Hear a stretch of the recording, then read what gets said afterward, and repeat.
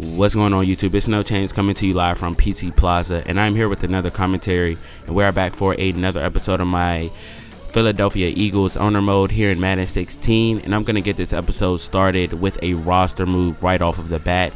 I'm going to go ahead and release our tight end Chris Pantel in order to make room for a signing, and I've really decided that I'm going to dedicate this team to our run game because our quarterback position is just not stable enough for us to go out there and air it out 50 times a game.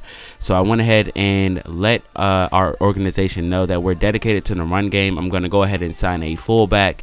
But looking back in hindsight, there is no need for a fullback in a Chip Kelly offense. So I did want to let you guys know that I did sign Justin Fowler as an extra body to help out in our run game. Maybe in our 2 running back sets, I'll go ahead and throw him in there. But there is absolutely no I formation in Chip Kelly's playbook. So where Fowler will play remains to be seen. But here I'm showing you guys a slight look at our depth chart. The notable starter that I showed you guys was DeMarco Murray starting at running back rather than Darren Sproles. And that's because we went out and spent a lot of money on that guy. Although his overall is lower, I'm not just going to sit him on the bench for, under 10 carries a game. So in this case, I definitely will be playing him as much as I paid him.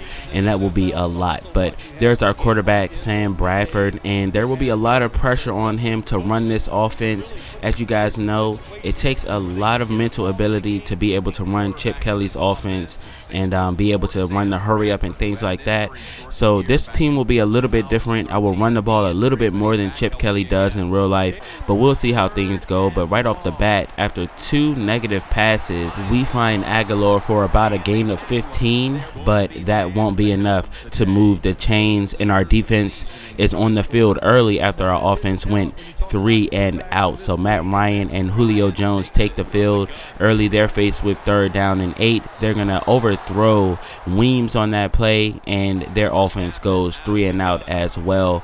But on this play, somehow Zach Ertz separates himself from 3 Falcons on his way up to the 39-yard line. Great pass play, great route by Zach Ertz that time, and that will lead to this Cody Parkey field goal attempt, and it will be just a few feet short as we remain scoreless in the first quarter. But take another look at this one. Like I said, this fell just short. Just another foot or 2, and we would have been in. 2nd down and 7 for this Falcons offense. So we're going to get a sack. Matt Ryan will be brought down by Fletcher Cox, our best pass rusher, and that will force a 3rd down and 16. But they're going to get a nice catch from Julio. But after taking another look at it, his feet were out of bounds. He did not get both feet in. That will give the ball back to the Philadelphia Eagles. And we get an interception by Mario Alford, and he will walk into the end zone. Great read by the cornerback and great return after catching the ball to give his team the lead as his offense was struggling. And the Falcons break the tie by way of defensive touchdown. And our defense had been playing pretty well, keeping the Falcons off of the scoreboard because we all know the potential that offense has. So proud of the defense. Not a terrible read by Sam Bradford that time. I could see where he was going with that pass, but unfortunately you got to predict how the defensive back will break on the ball. That time he didn't, and a defensive touchdown was the outcome. And there's a screen to Darren Sproles picking up the 1st down as Bradford completes his 7th pass on the day. And this time he's going to get his 8th to Riley Cooper over the middle. And even though he just threw a pick 6, Chip Kelly in this offensive play calling is not shying away from passing the football as they do here, and get a dropped touchdown pass by Riley Cooper from Sam Bradford. And that's a catch that you have to make and a play you have to make. But we're going to go to Josh Huff completing the catch with 1 hand. Flags are down though. Let's see what the flags are. But what a catch by Josh Huff. The flag will be pass interference versus the defense. What a play. showing no regard for the defender, reaching out with his left arm, pulling that one in, and taking the hit. Here's another look at it. What a spectacular play by Huff there. And the Falcons no longer lead in this game. Things are tied up at 7 as they're going deep for Julio, and he nearly comes down with that one with a one-handed grab of his own, but Jenkins and Maxwell converge on him and make sure he's not able to do that. And here's a pass over the middle to Riley Cooper. He has room, and it's up to the 10-5, and a touchdown for Riley Cooper, and a touchdown pass from Sam Bradford, and he fit that one into a tight space, and Riley Cooper, although not the speediest receiver, had just enough room to make it into the touchdown, beating number 32 on that play. That's actually Jalen Collins, the nickel corner, getting beat by Riley Cooper's slant route, and the rest is history. Great play after the catch, and also a very good block by Jordan Matthews to spring Riley free. If you missed that, go back and look at that block. It definitely played a big part in that big play for the Eagles as they take the lead. They go into halftime with a 14-7 lead, but in the third quarter, we're going to get an interception by Trufant there. Another comeback route interception for Sam Bradford, and he has to do a better job trying to predict how the defensive back will break on the ball. Hasn't been able to do that, and as a result, off of that takeaway, Devontae Freeman will get a 33-yard touchdown rush to tie things up at 14 points all. And we have to play better defense here in the second half as it doesn't look as stout as it did in the first. And a nice step up and pass in the pocket by Bradford to Zach Ertz this time. And he's going off right now. And here is Josh Huff, the man who only needs one hand will move the chains for the Eagles, and we're going to get a Cody Parkey field goal here to take the lead 17-14 with just over 3 minutes to play in the third quarter. Here's Matt Ryan, ensuing drive for him. He's going over the middle to Julio Jones, catching this one at the 47-yard line around midfield, leaving Byron Maxwell in his dust on that route. And on first down and 10, they're going play action to Jacob Tamme, and he will come down with it and fight his way to the 10-yard line for the Falcons. So they are all of a sudden in prime position to retake the lead, and that's going to lead to this play.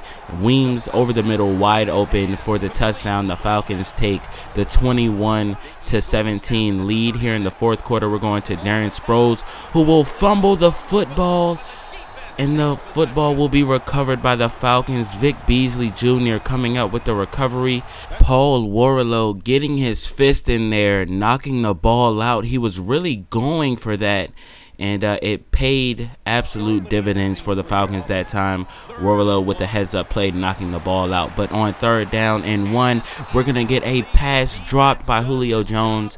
Great play, breaking that one up by Byron Maxwell. And we actually only give up a field goal, and that will keep us in the game as it is still a 1-point game. So third down coming up for the Philadelphia Eagles. We're going over the middle to Zach Ertz, and he will pick up yet another big chunk of yards, and we are in opposing territory now. First down and 10, and that puts him over 100 yards receiving. This time he's going to go over the middle to rookie wideout Aguilar, and he will get us down to the 22-yard line. Third down and 14, we're going to go to Zach Ertz again. He could get a touchdown here, and he is out of bounds at the 2-yard line. That's going to set up this touchdown run by DeMarco Murray, and we tie things up at 24 points. Very nice drive by the Eagles offense when it needed it to tie things up at 24. Now the defense can go out and try to get the ball back, but instead we're going to allow a pass to midfield or across midfield